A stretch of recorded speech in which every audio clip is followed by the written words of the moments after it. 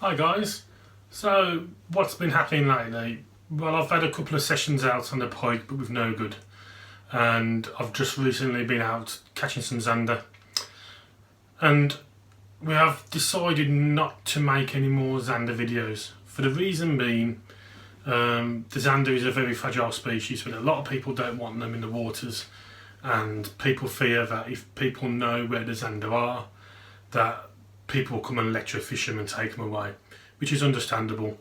On one of the Facebook groups I put a little poll on to see how many people would want me to do a Zander video and how many wouldn't. And even though quite a few people said they would, a lot of people that helped me to start out when I was doing Zander fishing, and a lot of people I respect and are thankful for those for their knowledge and passing on some advice to me, said no, and out of respect for them I've decided not to do any Zander videos, which is a shame, but unfortunately that's the way it is at the moment. And is it going to change? Unfortunately I don't think it'll change in our lifetime. Maybe in our bees it will, and I'll be accepted, but at the moment not. So the best I can do is just show you photos and explain to you how I caught them.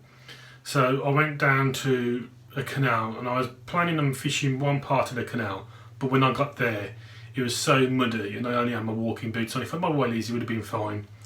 The water was quite coloured as well, so I decided to fish a different stretch. Walking along the towpath I saw that the bank side had changed from brick to corrugated metal, and there were some branches in the water sticking out.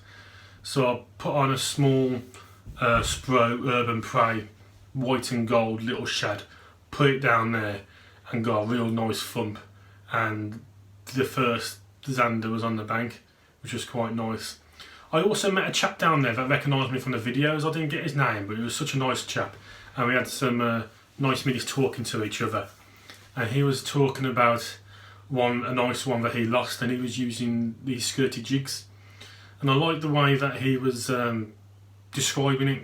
He said the skirt reminded him of a crayfish shell, and on that he put a pink Ned rig, and that was like the flesh of a crayfish. And I've got some of those jigs which I was using, but I decided to change because one, I haven't got much confidence in the technique to use them. I don't know if I'm doing it right. But further on down the canal we came to like a junction where it widened off and I needed a little bit more casting weight, so I put it on my skirted jig with some of the Z-Man hogs, I think they're called, and this is what they look like.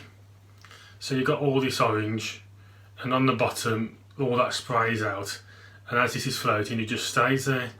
And what I was doing, again I don't know if it was the right way to do it, but it got me two fish in the end.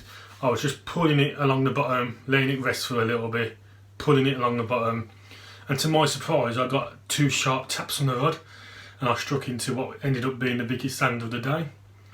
And further on again I hooked into a little one. I hardly felt the take for that one, it was just so gentle.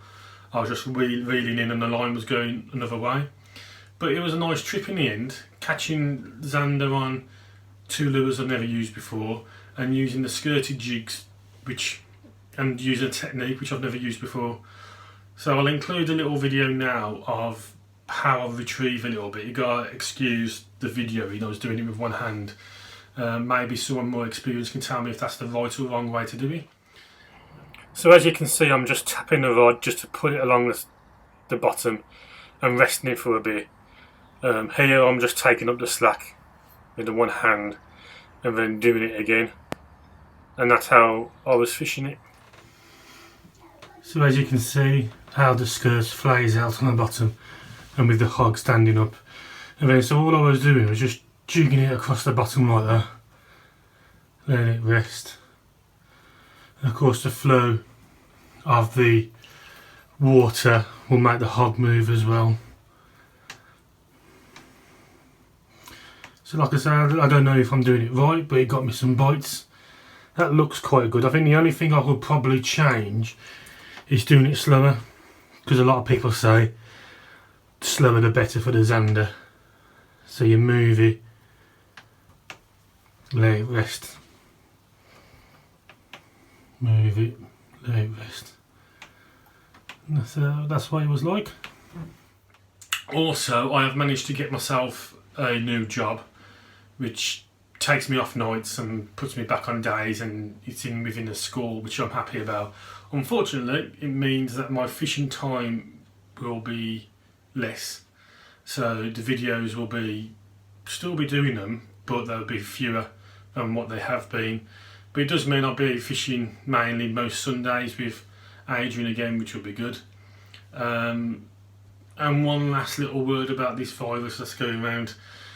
I know it's hard, but you can't be worrying all the time about doing this and doing that. Keep yourself clean and hygiene, which you should do anyway, even before the virus was going around.